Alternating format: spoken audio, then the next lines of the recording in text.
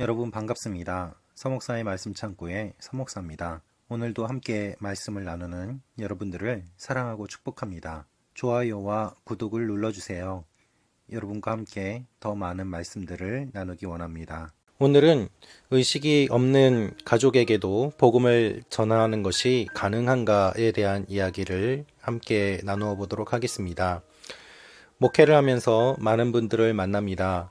그분들 가운데 가족의 구원을 위해 기도해 오셨던 분들이 계십니다. 그런데 중환자실에 입원하게 되었고 또한 의식이 없는 가운데서 목회자를 불러 복음을 전해달라고 하는 분들이 있습니다. 여러분, 의식이 없는 가운데서도 복음을 듣고 예수를 믿을 수 있을까요? 네, 저는 믿을 수 있다고 믿습니다. 기독교뿐만 아니라 불교나 또한 다른 종교에서도 임종 전에 자신들의 교리를 전하고 또한 천국에 대한 확신을 전하는 것은 매우 중요한 의식 중에 하나로 여겨져 왔고 지금도 그렇게 하고 있습니다. 예수 믿기 전까지 삶을 살아오시다가 임종하시기 전에 마지막에 예수를 믿고 구원받는 것이 과연 의미가 있을까라고 생각하실 수도 있습니다. 성경에서는 또 기독교 조직신학에서는 그것은 구원이라고 이야기하지만 어떤 표현으로는 부끄러운 구원이라고도 합니다.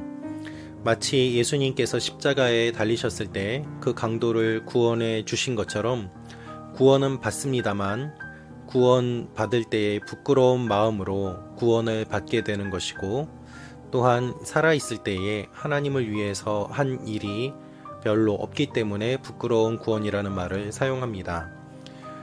여러분, 의식이 없는 가운데 중환자실에 누워있는 가족에게 복음을 전한다고 그것이 소용이 있을까요? 네, 소용이 있습니다. 왜 소용이 있을까요? 두 가지 유익이 있기 때문입니다. 첫째는 본인에게 유익이 있기 때문입니다. 의식이 없다고 하더라도 많은 분들의 이야기는 귀는 열려 있다고 합니다. 실제로 의식이 없는 것과 또한 의식이 있어도 반응하지 못하는 것은 물론 구별을 해야 합니다. 그러나 제3자가 보았을 때에 정말 의식이 있는데 반응하지 못하는 것인지 아니면 의식이 없는 가운데 반응도 못하는 것인지 구별하기는 사실 쉽지는 않습니다. 그러나 의식이 있던 간에 있지 않던 간에 반응하지 못하는 상황 가운데 있다고 하였을 때에 인간에게 있어서 귀는 가장 나중에 닫힌다고 합니다. 그래서 사람들의 소리를 들을 수 있다는 것이죠. 의식이 없는 가운데서도 귀는 열려 있기 때문에 그 소리는 들을 수 있게 되고 또한 그것에 대해서 반응할 수 있는 영적인 반응 또한 일어나는 것이 저희 목회 현장에서 또한 많은 경험들을 통해서 그리고 무엇보다 성경을 통해서 알 수 있는 사실입니다. 마지막까지 복음을 전하는 것이 얼마나 중요한 일인지 성경은 강조하고 있습니다. 예수님께서 십자가에 달려 돌아가시면서 강도를 구원해 주신 사건이 바로 그것을 의미하기도 합니다.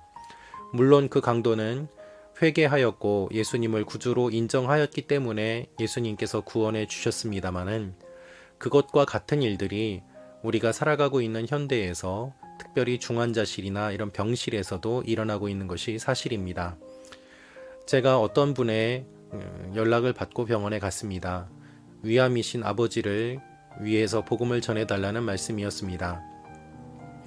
그분이 처음 복음을 전했을 때에는 뭐 이런 종교도 좋고 저런 종교도 좋고 다 좋으라고 믿는 것 아니겠습니까? 라고 이야기를 했습니다.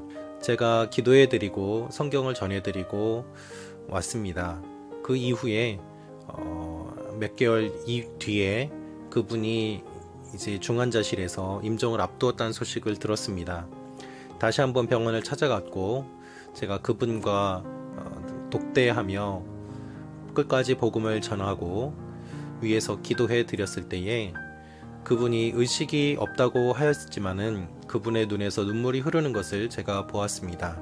비록 아멘으로 소리내어서 반응하지는 못하였지만 그분의 영혼은 복음에 대해서 반응하였고 예수님을 믿는 그 믿음을 고백하는 것을 보았던 것입니다. 이와 같은 케이스가 특별하다고 볼 수만은 없는 것이 이런 일들을 다양하게 겪었기 때문입니다.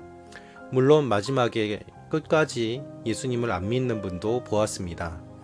그러나 마지막까지 복음을 전하느냐 그렇지 않느냐는 그분이 믿느냐 믿지 않느냐를 결정하는, 또한 결정적인 기회를 준다는 데 있어서 끝까지 복음을 전하는 것이 중요하다는 것을 저는 말씀드리고 싶습니다.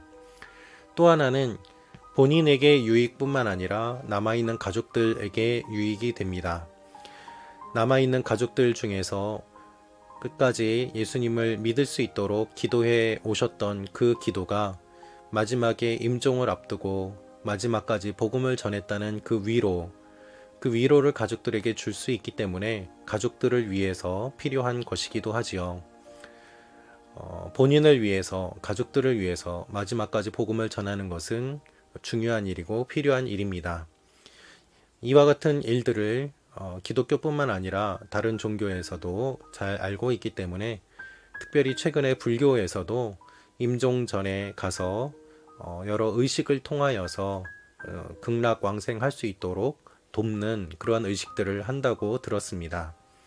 기독교는 죽음의 종교입니다.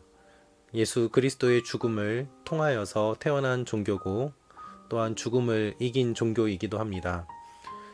우리가 천국에 대한 소망을 품고 있다면 마지막까지 복음을 전하는 것에 대한 소망을 잃지 않고 가족들을 사랑하는 마음으로 예수를 전하고, 또한 가족을 사랑한다고 고백하는 것이 필요하다고 생각됩니다. 임종의 현장에서 많은 경험들을 하였고, 그리고 그 일들을 통하여서 가족들이 위로받는 모습들을 보았습니다. 여러분, 마지막의 마지막까지 우리가 낙심치 않고 복음을 전할 때 하나님께서 우리가 최선을 다한 것을 보시고 또한 열매를 맺을 수 있도록 인도해 주실 것입니다. 여러분의 가족들 가운데 혹시 마지막에 의식이 없는데 복음을 전해도 되는지 망설이는 분이 계신다면 담대하게 전하시기를 권해드립니다. 그 일들을 통해서 하나님께서 생각지 못한 놀라운 일들을 이루어 주시리라고 믿습니다. 여러분들의 가정에 하나님의 은혜가 함께 하시기를 기도합니다. 축복합니다. 감사합니다.